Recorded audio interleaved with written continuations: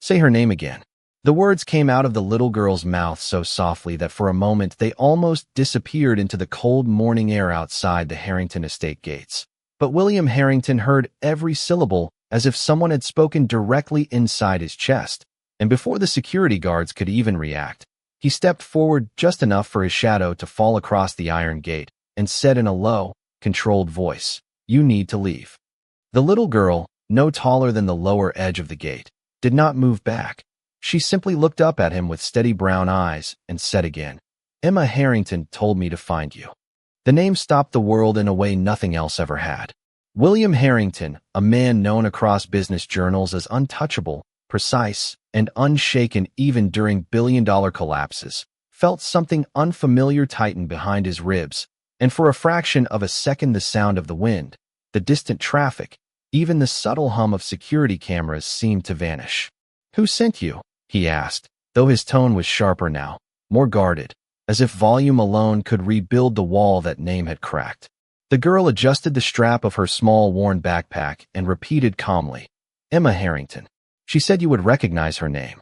A flicker passed across William's face so fast that even his head of security standing nearby almost missed it, but it was there, a fracture in control, a memory trying to surface and being forced back down. "That's not possible," he said immediately, not to her, but to himself, as if denying the air around him could change what he had just heard. Emma Harrington had been gone for years, officially recorded, publicly mourned, privately buried in the part of his life he never opened anymore. Yet standing at his gate was a child speaking her name as if it still lived in present tense.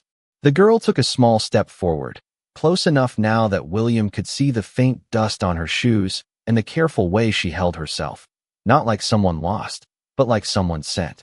"She told me you wouldn't believe me at first," she said, her voice steady in a way that did not match her age, and something in that sentence landed harder than the name itself.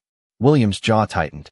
He signaled slightly to security, but not to remove her yet, only to wait, an unusual hesitation that did not go unnoticed. "Where did you hear that name?" he asked again, slower this time, as if changing the pace might change the answer. The girl looked past him for a moment at the vast estate behind him, the tall windows reflecting the pale sky, then back at him. "From her," she said simply, and reached into her small backpack. The movement made one of the guards shift forward instinctively, but William raised a hand without looking away from the child. She pulled out something small, carefully wrapped in a faded cloth, and held it against her chest instead of offering it immediately, as if it was not just an object but a promise. William's eyes narrowed slightly. There was something about the way she held it that did not fit the story his mind wanted to believe. No scam, no mistake, no coincidence carried that kind of quiet certainty. "What is your name?" he asked finally, his voice lower now. "Aaliyah," she answered. "Aaliyah Johnson." The surname meant nothing to him, but the first name stayed in the air longer than expected. William exhaled slowly through his nose, forcing discipline back into place. "Aaliyah, whoever told you to come here misled you. Emma Harrington is gone." The words should have ended it, should have closed the conversation the way all rational explanations did, but instead the girl nodded once, as if she had already expected that answer. "She said you would say that too," Aaliyah replied, and then she added one more line that changed the temperature of the entire morning. "That's why she told me to bring this." For the first time, William looked not at the girl, not at the guards, not at the estate, but at the object in her hands. Something in his memory moved again, not fully formed, just a sensation, like standing in a room you had not entered in years and realizing the air still remembered you. The estate gate remained between them, iron and silence, but it no longer felt like protection, it felt like distance, and for reasons he could not yet name, William Harrington found himself saying, "Open it." The order surprised even the security team, but the gate clicked and slowly began to part, and as Aaliyah stepped forward into the property, the wind shifted slightly, carrying with it something faint, almost impossible, like the echo of a name he had buried but never truly lost. The moment Aaliyah crossed the threshold of the Harrington estate, the air inside felt different, heavier in a way that had nothing to do with temperature and everything to do with memory, as if the walls themselves had been waiting for a name to be spoken again after years of silence. and William Harrington followed a few steps behind her, without fully understanding why he had allowed this. Only that something in him had shifted the second she mentioned Emma, something that logic had not yet been able to repair. And as they moved through the long marble corridor lined with abstract art and glass reflections, Aaliyah looked around not with awe but with recognition, as if she had seen parts of this place before in a way that did not make sense to anyone else, while William's assistant, Daniel Mercer, walked slightly behind them, exchanging uneasy glances with security who had been instructed to observe but not intervene unless told. And William finally broke the silence with a controlled voice asking where exactly she had heard that name. And Aaliyah stopped near a tall window where sunlight cut across the floor and said she heard it from Emma herself, not in the present but in messages, letters, and stories she left behind. And that sentence forced William to pause because it carried details that were too specific to dismiss immediately, yet too impossible to accept easily. And he turned slightly toward her asking what kind of letters, and she carefully opened her backpack and placed the small wrapped object on a nearby table, untying it with deliberate care as if it mattered more than anything else in the room, revealing a sealed envelope aged slightly at the edges but preserved with unusual intention. And William did not touch it at first, only stared at the handwriting on the front, which made something in his expression tighten in a way that Daniel Mercer noticed instantly, but said nothing about. And Aaliyah said Emma told her to only give it to him when she was standing inside the house, because outside he would never believe it was real. And William let out a quiet breath as if trying to steady himself before asking why a child would be the one carrying something like this. And Aaliyah explained calmly that Emma had trusted a small group of people after she became ill, and that she had made arrangements so that nothing important would be lost even if time passed or people stopped listening. And William's hand hovered slightly above the envelope before pulling back again, as though even proximity to it might trigger something he had not prepared for. And for a brief moment, he looked away toward the far end of the hall where portraits of his late wife once hung before being removed years ago. And the absence of those frames suddenly felt louder than any presence. And Aaliyah noticed his gaze and said Emma described this hallway exactly the way it still looked now except for the paintings. And that detail landed with more weight than anything else she had said, because it suggested continuity where William had assumed there was only loss. And Daniel Mercer finally stepped forward, carefully asking Aaliyah who exactly had given her permission to come here. And she replied that no one gave permission, she was asked. And that distinction changed the atmosphere again, because it was not defiance but purpose. And William slowly sat down on the edge of a nearby chair without realizing he had moved at all, his eyes still fixed on the envelope as if it might speak first. And he asked Aaliyah what she expected him to do now. And she answered without hesitation that Emma did not ask him to do anything immediately, only to read and to remember. And for the first time, William reached forward and took the envelope into his hands, feeling its texture, its weight, the faint unevenness of folded paper inside. And as he turned it slightly, he noticed a small mark in the corner that only he would recognize as something Emma used to leave when she wanted him to understand urgency without panic, and his breath caught slightly as the realization that this was not random began to settle in, while Aaliyah stood quietly watching him, not with impatience but with calm certainty, as if she already knew that whatever was inside that letter had already begun changing things long before it was opened. And the room around them seemed to narrow into that single object, the past pressing gently against the present, waiting for William Harrington to decide whether he would finally allow it to speak. William Harrington held the sealed envelope in his hands for several seconds without moving, as if the simple act of opening it might collapse something he had spent years carefully holding together, while the silence in the hallway deepened, and even Daniel Mercer seemed unwilling to interrupt what felt like a private negotiation between the present and a past that refused to stay buried. And Aaliyah stood a few feet away watching him with the same calm focus she had carried since the gate, her small hands resting on the straps of her backpack as if she already knew this moment would take time. And finally William broke the seal slowly, carefully, the paper making a faint sound that felt louder than it should have in the vast quiet of the estate. And as he unfolded the letter, his eyes scanned the first lines without speaking, his expression tightening almost immediately as recognition began to replace confusion, because the handwriting was unmistakably Emma's, and the opening words, did not feel like a message written from distance, but like something written with deliberate intention for a future she had already imagined. And William's breathing changed subtly as he continued reading, his posture shifting slightly forward as if gravity itself had become heavier, while Aaliyah glanced toward Daniel Mercer briefly before returning her gaze to William, and Daniel whispered under his breath that this could not be authentic. But even he did not sound fully convinced anymore, because the emotional weight in the room was too specific to dismiss as coincidence. And William reached the middle of the letter where a paragraph caused him to stop entirely, his eyes fixed on the page without blinking, and for a long moment he said nothing at all, until finally he lowered the letter slightly and asked in a quiet voice, not directed at anyone in particular, how a child like Aaliyah could possibly know about something that had never been made public. And Aaliyah answered simply that Emma had prepared everything before she passed, not in a sudden way, but in a structured plan involving trust, timing, and careful instruction, and that William was never meant to receive this information immediately because he would not have been ready for it then. And those words struck him more deeply than he expected because they carried a truth about himself that no one had ever spoken aloud. And he looked back down at the letter again, now reading slower, as if each sentence required emotional translation, and Daniel stepped closer and asked William softly if he wanted privacy.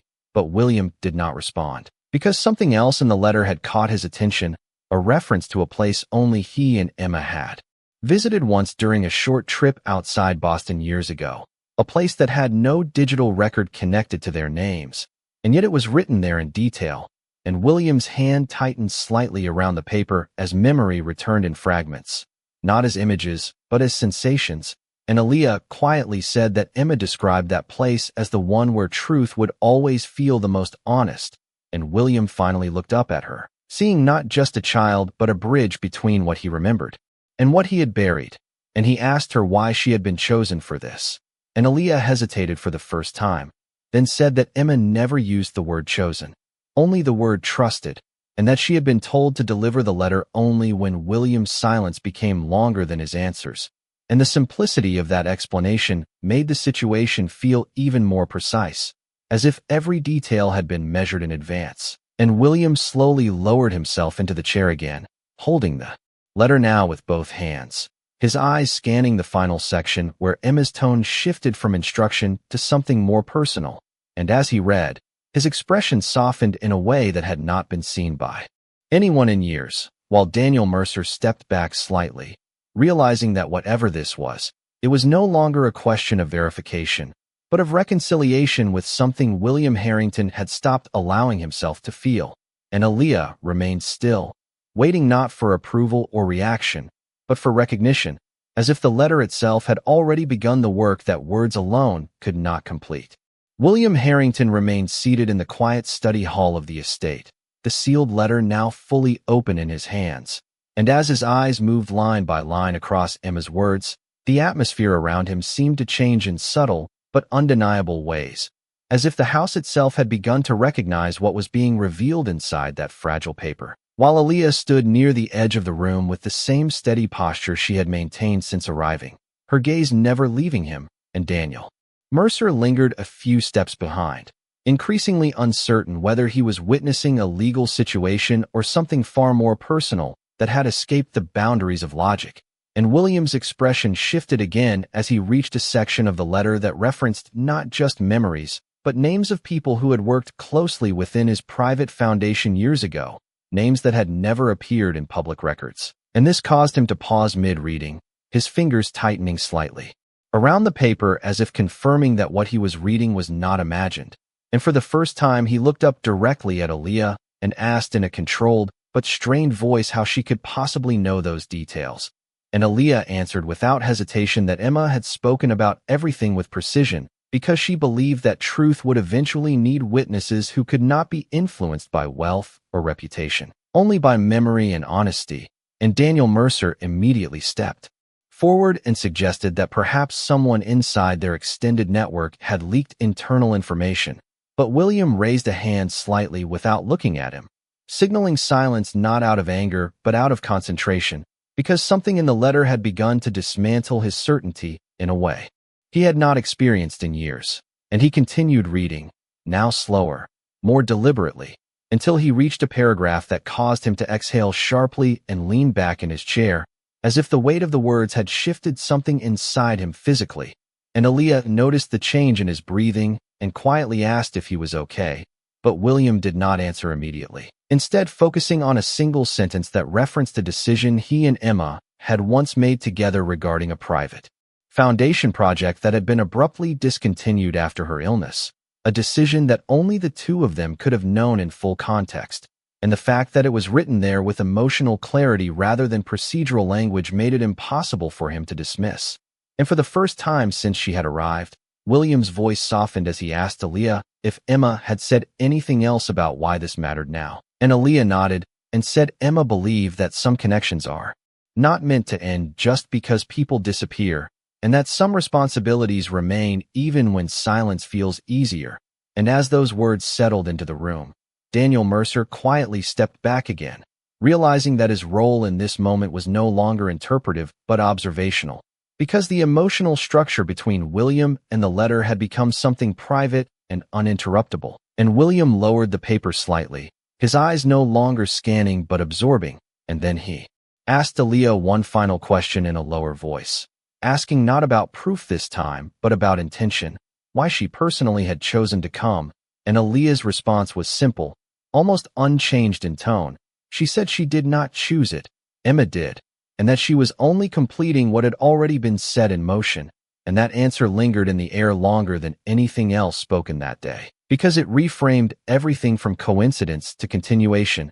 And William slowly closed his eyes for a brief moment, as if trying to align memory, emotion, and reality into something coherent. And when he opened them again, he looked at the letter one more time before placing it gently on the table beside him, not letting go of it entirely, but no longer holding it as tightly, while Aaliyah remained still, watching him with quiet certainty.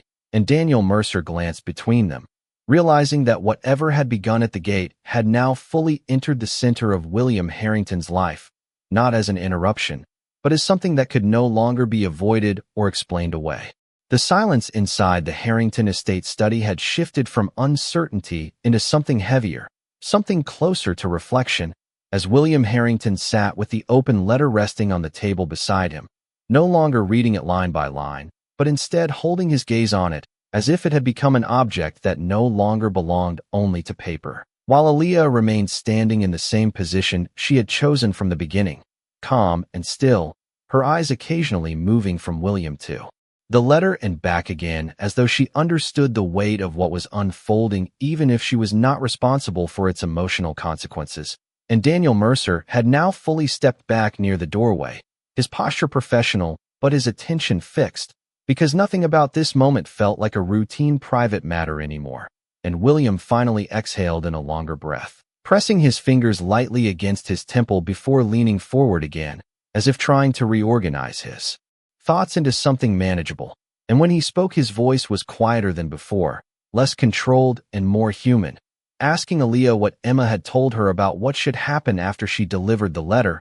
And Aaliyah answered that Emma had instructed her to stay only long enough for William to read and understand, and then leave if she felt she was no longer needed. And that answer created a brief pause in the room because it suggested structure, planning, and intent extending far beyond what William had assumed. And Daniel Mercer finally spoke again, carefully suggesting that perhaps the child had been guided by someone who knew how to manipulate emotional narratives. But William did not respond to that immediately, instead reaching for the letter again and reading a single paragraph out loud for the first time, his voice low and steady. And as he read, Aaliyah listened without interruption, while Daniel's expression tightened slightly at the mention of a Foundation archive reference that Emma had described in detail, including a storage code and date that matched internal records only accessible through secured access. And William stopped mid-sentence as he reached that part, lowering the letter slightly as his eyes narrowed in thought, because the specificity of it could not be easily explained away. And after a moment, he stood slowly and walked toward the large window at the far end of the room, looking out across the estate grounds as if distance might help him interpret what proximity had complicated. And Aaliyah followed his movement only with her eyes, not her feet, remaining still, while Daniel Mercer hesitated near the doorway, unsure whether to remain or step out. And William finally turned back and asked Aaliyah if Emma had mentioned anything about why she chose her. And Aaliyah answered that Emma said she did not choose her randomly, but recognized her. And that recognition was not about appearance or circumstance, but about something Emma described as honesty that cannot be taught. And William absorbed that without interruption, his expression tightening briefly before softening again. And for a moment he looked at Aaliyah not as a visitor, but as a continuation of something unresolved. And then he returned to the table and carefully folded the letter back into its envelope, placing it beside him rather than away from him, as if he was no longer ready to separate himself from it completely. And Daniel Mercer quietly suggested that they should verify the handwriting and document chain, but William raised a hand slightly again, signaling not refusal but delay, because something deeper than verification was now unfolding, something that could not be resolved through procedure alone. And Aaliyah finally spoke again, her voice steady but gentle, saying she could leave if he wanted her to. But William did not answer immediately, instead looking at her for a long moment, as if evaluating not her presence, but the meaning of what her presence had already changed. And then he said no, not yet. And that single response shifted the atmosphere again, because it marked the first time William Harrington had not rejected or questioned what was in front of him, and instead chosen to remain inside it. And as the afternoon light shifted across the room, casting longer shadows along the polished floor, the three of them remained in that fragile arrangement of uncertainty, memory, and possibility, where nothing had been resolved, but everything had already begun to change. The quiet acceptance of the words, "not yet," lingered in the air of the Harrington estate study long after William Harrington spoke them, as if the room itself was trying to understand what kind of decision had just been made. And Aaliyah remained still in her place, watching him with calm attention that did not demand anything, but did not retreat either, while Daniel Mercer shifted slightly near the doorway, aware that the situation had now moved beyond emotional disturbance into something that required structure and verification.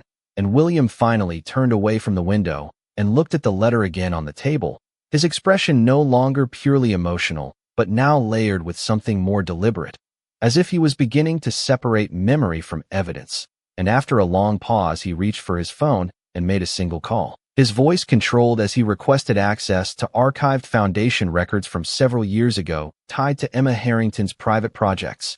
And the request alone caused Daniel Mercer to straighten slightly, because those archives were not commonly accessed. And while William waited for a response, he glanced briefly at Aaliyah and asked her gently if Emma had told her anything about a location, anything physical connected to the message she had delivered. And Aaliyah nodded and said there was a place outside the city that Emma described as quiet enough that people could hear what they were supposed to remember. And William's expression tightened slightly at that description because it matched a phrase Emma had once used years ago during a conversation he had almost forgotten. And moments later his phone chimed with confirmation that a restricted file had been unlocked under his authorization, and he turned the screen slightly away from Daniel as he scanned the contents, his eyes moving faster now, but with increasing focus. And what he saw caused him to pause again, because the file contained reference notes, dates, and a project name that matched fragments from the letter exactly, including a location near a private property outside Boston that had once been associated with a charitable initiative Emma had personally overseen. And William lowered the phone slowly, his breathing steady but his attention visibly shifted. And Daniel Mercer asked quietly what he had found, but William did not answer immediately, instead walking back toward the table and placing the phone beside the letter as if aligning two separate truths. And then he asked Aaliyah if she knew anything about that place near Boston. And Aaliyah replied that Emma had told her it was where certain answers would feel less complicated, and that William would understand when he saw it again. And that sentence struck him more than the details themselves because it implied continuity of experience rather than coincidence. And William sat down again, pressing his hand briefly against the edge of the table as if grounding himself, then said he would need to see the place personally before making any conclusion. And Daniel Mercer immediately began suggesting logistical planning, travel arrangements, and security coordination, but William interrupted softly, saying this was not a matter for immediate escalation, only observation, and his tone made it clear that something in him had already shifted away from corporate caution toward personal necessity. And Aaliyah finally moved slightly for the first time, stepping closer to the table but not touching anything. And she said Emma also said that William would try to prove everything before he allowed himself to feel anything, and that he should not be afraid of what he might. Remember, and William looked at her for a long moment after hearing that, not with suspicion anymore, but with a kind of restrained recognition that he did not fully understand, and then he nodded once, almost imperceptibly, and asked Daniel Mercer to prepare for travel the following morning. And as Daniel left the room to begin arrangements, the study felt quieter again, but in a different way than before, because now silence was no longer uncertainty alone, but preparation for something already in motion, and William turned his gaze toward the letter one more time, then toward Aaliyah, and finally spoke in a low voice asking her to remain at the estate until they returned from Boston, and Aaliyah simply nodded as if that had already been decided long before she arrived. And outside the window the afternoon light continued to fade, stretching long across the estate grounds, while inside the study the past was no longer something being read or questioned, but something that had begun to lead them forward. The following morning arrived over the Harrington estate with a muted gray light that softened the edges of the vast property, as if the sky itself was unsure how to illuminate what was about to unfold. And inside the main study William Harrington stood by the window, already dressed for travel, his posture controlled, but his expression carrying a weight that had not been there days before, while Daniel Mercer moved through the room, confirming final arrangements with quiet efficiency, speaking in low tones about the private jet scheduled to depart from Boston Logan Airport within the hour. And Aaliyah remained seated on the edge of a chair near the table where the letter still rested, carefully placed in its envelope as if no one had dared move it overnight. And William glanced toward her briefly before returning his attention to the distance outside, where the estate gates stood open and still. And for a moment, he seemed to be measuring not distance in miles, but distance in memory. And Daniel informed him that security had cleared the route and that no media had picked up anything unusual, to which William only nodded without comment, because his focus was no longer on visibility or reputation, but on confirmation of something he still could not fully define. And Aaliyah finally stood, adjusting the straps of her backpack as if she understood that movement was about to begin, and William turned toward her and said they would leave within 15 minutes. His voice steady but quieter than before, and she nodded without question, and in that small exchange there was an unspoken alignment that Daniel Mercer observed carefully but did not interrupt, and soon the three of them were moving through the estate corridors toward the exit, passing the long hallway where the absence of portraits still felt more present than the walls themselves, and William slowed slightly as they passed that space, his gaze lingering for a fraction longer than necessary, before continuing forward as if choosing not to be pulled backward by it. And outside the air was cooler, carrying the faint scent of early spring soil, and the vehicle waiting at the front steps reflected the soft light in clean, dark surfaces, and as they entered, the silence inside the car was different from the silence of the estate, more contained, more directional, and Aaliyah sat across from William while Daniel Mercer occupied the front seat, reviewing final flight details through a secure device, and William opened a tablet connected to the same archive system from the night before, rechecking coordinates and historical references linked to Emma Harrington's past project site. And as he studied the data again, he noticed a secondary note attached to one entry, a handwritten scan that referenced timing rather than location, suggesting that certain information would only become clear upon arrival. And he closed the tablet slowly, leaning back as the vehicle began its route toward the airfield, and Aaliyah looked out the window at the passing landscape, her expression calm but attentive, while William watched her briefly and asked softly if Emma had ever spoken about what would happen after he saw the place. And Aaliyah thought for a moment before saying that Emma only said the truth would not feel sudden, but familiar, and that William would not need to be convinced, only reminded. And those words stayed with him longer than he expected as the car merged onto the highway leading toward Boston, where clouds gathered in uneven layers above the horizon, and Daniel Mercer finally spoke from the front seat saying they were on schedule and that arrival would be just after noon. But William barely acknowledged it, because his attention had shifted inward again, and for the first time since the letter had been opened, he felt something approaching anticipation rather than uncertainty, not because he knew what he would find, but because he could no longer deny that something real was waiting to be seen. And beside him, Aaliyah remained still, watching the road ahead as if she had already arrived there in some way long before the journey began. The private jet touched down at a smaller regional airport just outside Boston under a sky that had shifted into a pale, overcast gray, and as the aircraft doors opened, the air outside felt colder and more grounded than anything William Harrington had felt in days, as if distance from the estate had also removed layers of control he was used to maintaining. And Daniel Mercer stepped out first, coordinating a waiting vehicle that would take them toward the private property listed in the archived file, while William paused at the top of the steps for a brief moment, his gaze moving across the unfamiliar horizon as if searching for something he could not yet define. And Aaliyah followed quietly behind him, her small presence steady and unchanged by travel or time. And once they were inside the vehicle, the drive began through narrower roads bordered by trees and older buildings that felt removed from the world William typically occupied. And the silence inside the car deepened again, not from tension alone, but from anticipation that no one attempted to interrupt. And Daniel finally spoke to confirm they were less than 20 minutes from the coordinates, while William only nodded, his eyes fixed forward, and Aaliyah turned slightly toward the window as the scenery shifted into quieter residential stretches, until eventually the vehicle slowed near a long gravel entrance marked by a simple gate without signage. And Daniel Mercer checked the coordinates once more before confirming arrival, and for a moment no one moved, as if acknowledging that crossing this threshold meant entering something irreversible. And then William stepped out first, followed by Aaliyah and Daniel. And the air here was noticeably still, carrying the faint sound of distant wind moving through trees, and ahead of them the property appeared modest compared to everything William owned, yet structured in a way that suggested purpose rather than display.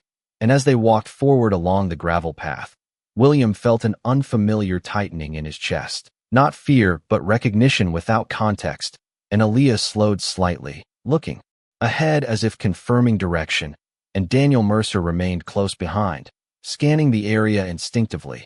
And when they reached the front of the property, William noticed a small structure beside the main building that matched the description from the archived file, and his steps slowed further as he approached it, while Aaliyah stopped a few feet behind him, and William reached for the handle of the door, hesitating for only a moment before opening it. And inside the space was quiet, simple, and carefully maintained, with minimal furnishings and an atmosphere that felt intentionally preserved rather than abandoned. And on a central table lay a small, organized collection of items placed with precision, each labeled and arranged in a way that suggested preparation rather than storage. And William stepped inside slowly, his eyes scanning the room until they settled on a sealed folder positioned at the center, marked with Emma Harrington's handwriting. And for a long moment he did not move, as if the distance between him and that folder represented more than physical space, while Daniel Mercer remained at the doorway observing. And Aaliyah finally stepped inside as well, stopping beside William without speaking, and William lowered his hand toward the folder but did not open it yet, instead reading the label carefully. And in that silence the weight of everything that had led them here seemed to converge into a single point, and William finally exhaled slowly, realizing that whatever Emma had prepared was no longer something he could delay or avoid. And Aaliyah looked up at him quietly, as if waiting for the final step she already knew would come, and after a long pause, William placed his hand on the folder and prepared to open it. William Harrington kept his hand on the sealed folder for a long moment inside the quiet structure on the Boston property, the air around them still and almost sacred in its silence, while Daniel Mercer remained near the doorway watching without interruption, and Aaliyah stood slightly behind William with the same steady calm she had carried since the very beginning. And when William finally lifted the flap and opened the folder, the first thing he saw was not a single document, but a carefully arranged set of letters, photographs, and handwritten notes, all organized with deliberate precision, as if Emma Harrington had prepared this moment with absolute clarity of intention. And William slowly pulled out the first letter, recognizing her handwriting immediately. But this time the tone was different from the earlier message, more complete, more final in structure. And as his eyes moved across the page, the atmosphere inside the room seemed to tighten around him again, while Daniel Mercer stepped one step closer without speaking, and Aaliyah remained still, watching William's face as he read. And the letter began by confirming that everything he had seen so far was intentional, not coincidence, not misunderstanding, but a sequence designed to bring him to this exact moment in this exact place. And William's breathing slowed as he continued reading, his expression shifting between recognition and disbelief. And Emma wrote that the foundation records, the archive access, and even the letter delivered at the estate were all parts of a single path meant to remove distance between truth and memory. And then William paused as he reached a paragraph that referenced Aaliyah directly. And for the first time, he looked up from the page toward her, and the room felt smaller in that instant, as if all space had collapsed into that single connection. And Emma's words continued, explaining that Aaliyah was not a stranger to their story, but someone who had been present in ways William had never fully understood, not as an intrusion, but as a thread already woven into events he had long considered closed. And William lowered the letter slightly, his eyes fixed on Aaliyah now with a deeper kind of attention, while Daniel Mercer's expression shifted subtly as he tried to process what he was hearing. And Aaliyah finally spoke softly, saying she never intended to confuse or disrupt anything, only to follow what she had been asked to complete. And William raised his hand slightly, signaling for silence, not out of anger, but out of need to absorb what was unfolding. And he returned to the letter where Emma wrote that what mattered most was not explanation but recognition, and that William had spent too long believing that endings were absolute, when in truth some connections continue beyond absence. And as William read further, he reached a section that included a photograph inside the folder, and when he lifted it carefully, his hand paused because the image showed Emma sitting beside Aaliyah in a quiet garden setting he did not recognize, both of them smiling faintly in a moment that carried no indication of distance or separation. And William's grip tightened slightly as he studied the image, while Daniel Mercer leaned just enough to see and then looked away again, realizing the meaning was not procedural but deeply personal.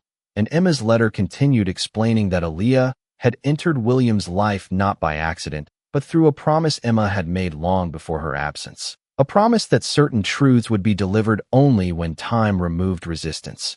And William slowly lowered the photograph back into the folder, his face now marked by something between disbelief and understanding.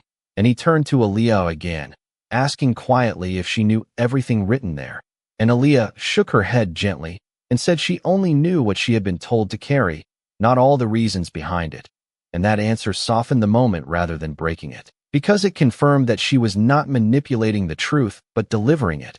And William looked down again at the letter, his voice quieter now as he read the final section aloud, where Emma wrote that forgiveness is not a single decision, but a return to something already known, and that William would understand that meaning not through explanation, but through presence. And as he finished reading, the room fell into complete stillness, and for a long moment no one spoke. And then William closed the folder slowly, not as an ending, but as a completion of something that had taken years to reach this point. And he exhaled deeply, looking at Aaliyah with an expression that had lost its resistance, and instead carried recognition that did not require certainty. And Daniel Mercer stepped back slightly, understanding that his role had ended here, while Aaliyah remained steady, but her gaze softened as William finally said her name quietly, as if confirming it for the first time.